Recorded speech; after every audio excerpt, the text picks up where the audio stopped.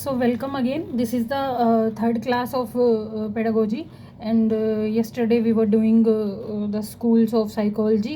और हमने एक स्कूल ऑफ साइकोलॉजी को कंप्लीट कर लिया था विच वाज स्ट्रक्चरलिज्म. मैंने बताया था टोटल 8 स्कूल्स ऑफ साइकोलॉजी हैं और हमने उससे पहले हिस्ट्री की थी. तो आज हम करेंगे second school of psychology which is functionalism, प्रकार्यवाद. हिंदी में इसको हम क्या बोलेंगे? प्रकार्यवाद. और फंक्शनलिज्म एज यू देख सकते हो कि नाम से ही पता चल रहा है कि फंक्शन से वर्ड बना है फंक्शनलिज्म. तो फंक्शन कैसे करता है? तो जो कल स्ट्रक्चरलिज्म क्या था उसमें जो थिंकर्स थे वो क्या बोल रहे थे, जो स्कूल ऑफ थॉट से जुड़े हुए थे, कि हमारा जो माइंड का जो स्ट्रक्चर है वो डिसाइड करता है कि what will be the personality of R. लेकिन फंक्शनलिज्म जो थिंकर है वो क्या बोलते हैं, वो किस चीज़ पे फोकस करते हैं कि हाउ ब्रेन फंक्शंस, कि फंक्शन कैसे करेगा हमारा माइंड वो डिसाइड करेगा, that will decide the personality, right.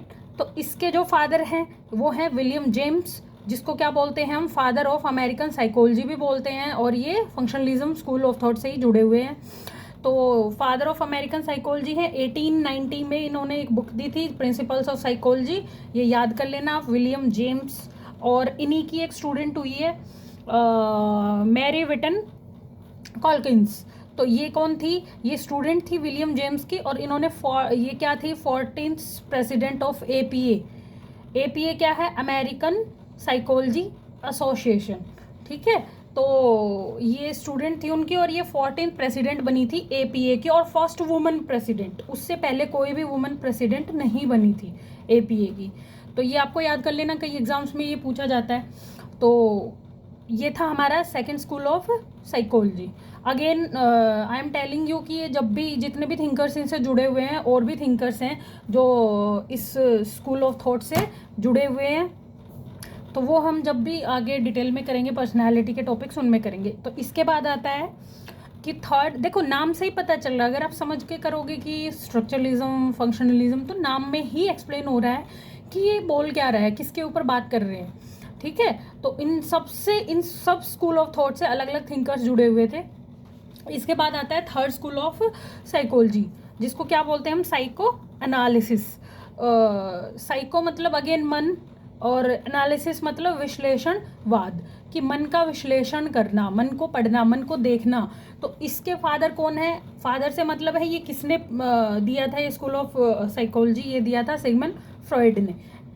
Functionalism किसने दिया था? विलियम जेम्स ने. स्ट्रक्चरलिज्म किसने दिया था? विलियम वोंट ने. और साइको एनालिसिस किसने दिया था? सिगमंड फ्रॉइड ने. तो ये अपने आप में बहुत बड़ा नाम है सिगमंड फ्रॉइड.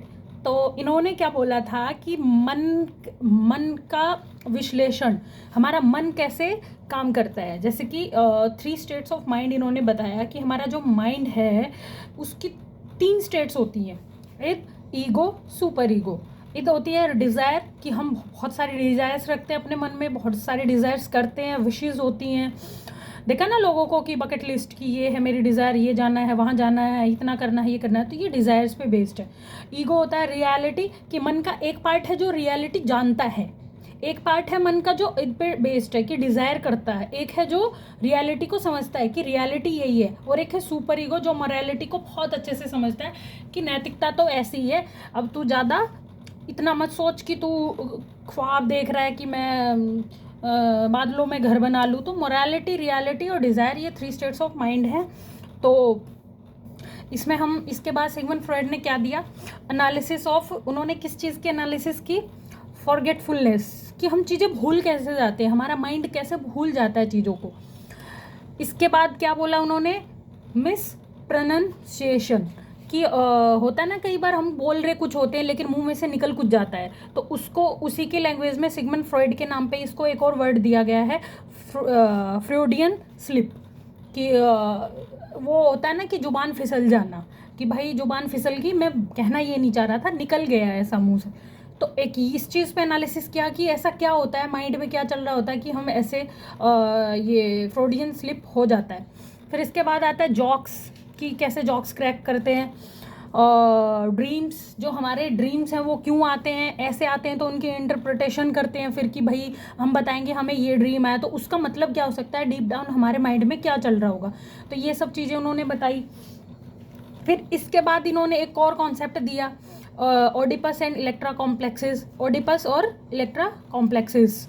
ओडिपस कॉम्प्लेक्स का मतलब क्या है, ओडिपस कॉम्प्लेक्स ये एक नेचुरल टेंडेंसी, उन्होंने बोला कि बाय बर्थ एक नेचुरल टेंडेंसी होती है कि जो मेल चाइल्ड होता है वो माँ से ज़्यादा अटैच होता है। ये आपने अपने घरों में भी देखा होगा, जनरली लड़के अपनी माँ के ज़्यादा क्लोज होते हैं और बेटियाँ अपने पापा के ज़्यादा क्लोज होती हैं। तो इसी को सिगमंड फ्रॉइड ने क्या बोला है, ओडिपस और Electra complexes. Oedipus is that the male child is more and more closer to his mother and the female child will be more tilted towards her father।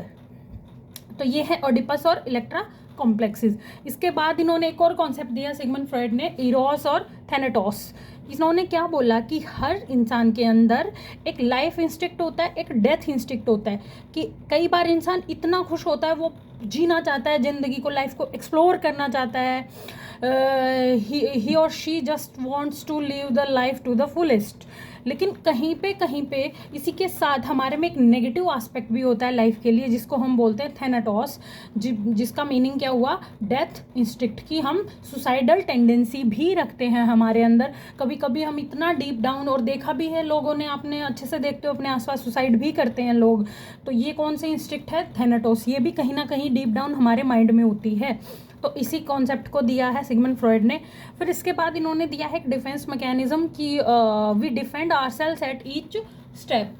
हमारा माइंड क्या है, वो automatically हमें डिफेंड करने लगता है। तभी तो कोई भी इंसान दुनिया में अपनी मिस्टेक नहीं मानता, कोई भी अपनी मिस्टेक एक्सेप्ट नहीं करता। क्यों? क्योंकि एक डिफेंस मैकेनिज्म माइंड के अंदर चलता है, वो खुद ब खुद अपने लिए एक डिफेंस सिस्टम इवोल्व कर लेता है और हर चीज़ की दलील देने लगता है। ठीक है, तो उसको ही किसने दिया है, सिगमंड फ्रॉइड ने, जो किस स्कूल ऑफ थॉट से जुड़े हुए हैं, साइको एनालिसिस। तो ये अगेन डिटेल में करेंगे, जब पर्सनैलिटी का चैप्टर आएगा बहुत डिटेल में करेंगे, बहुत अच्छे से करेंगे। और सिगमंड फ्रॉइड ने तो बहुत अच्छी अच्छी चीज़ें दी हैं। तो इसके बाद आता है हमारा fourth school of psychology which is behaviourism, Hindi में इसको क्या बोलेंगे हम, व्यवहारवाद, बिहेवियर, जिस पे आज हमारी जो मॉडर्न साइकोलॉजी है वो बेस्ड है। आज जो ये पीछे जो मैंने तीनों स्कूल करवाए वो आउट ऑफ रेलिवेंसी हो चुके हैं, लेकिन जो आज जो मॉडर्न साइकोलॉजी है वो किस पे बेस्ड है, बिहेवियरिज्म, की इंसान का बिहेवियर कैसा है वो बता देगा कि उसका माइंड कैसा है, राइट। तो इसके फादर कौन है, जे.बी. वॉटसन। कौन है, जे.बी. वॉटसन। 1912 में इन्होंने क्या दिया था, ये जो स्कूल ऑफ थॉट है इसको दिया था, बिहेवियरिज्म को। और ये किस चीज़ पे फोकस करता है, अच्छा ये होता क्या है व्यवहारवाद या बिहेवियरिज्म, तो ये फोकस करता है ओवर्ट या ऑब्जर्वेबल बिहेवियर पे। ओवर्ट बिहेवियर या ऑब्जर्वेबल बिहेवियर क्या होता है, जो ऑब्जर्व कर ले हम, दिख जाए जो हमें। जैसे इन्होंने एक बहुत ज़बरदस्त एक्सपेरिमेंट भी किया था, लिटिल अल्बर्ट एक्सपेरिमेंट के नाम से फेमस है। उन्होंने एक छोटे से बच्चे को लिया था और उनको क्या किया था, उसको एक तरह से कंडीशनिंग करवाई थी। उसको सॉफ्ट टॉयज़ को एक हॉरिबल साउंड से जोड़ दिया था, तो बच्चे की कंडीशनिंग होगी, उसको जब भी कभी सॉफ्ट टॉयज दिखते तो उसको वही हॉरिबल साउंड याद आती है और वो डर जाता। तो एक टाइप से यही है। तो वो क्या बोलते हैं बेसिकली, जे.बी. वॉटसन बोलते हैं कि आप मुझे क्या दो, give me a dozen of healthy infants and I can make them whatever I want. मैं उनको, आप मुझे इन्फेंट्स दो, मैं जो चाहूँगा उनको बना दूंगा। किसके थ्रू कंडीशनिंग। मैं उनको कैसे भी कंडीशन कर दूंगा और वो वैसे ही बनेंगे।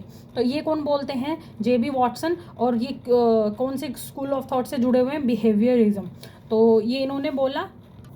तो इसी स्कूल ऑफ थॉट से एक और थिंकर हैं जो जुड़े हुए हैं, जिनका नाम है जॉन लॉक।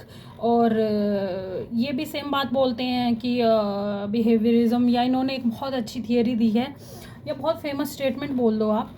ये उन्होंने बोला है कि mind of a child is tabula Rasa.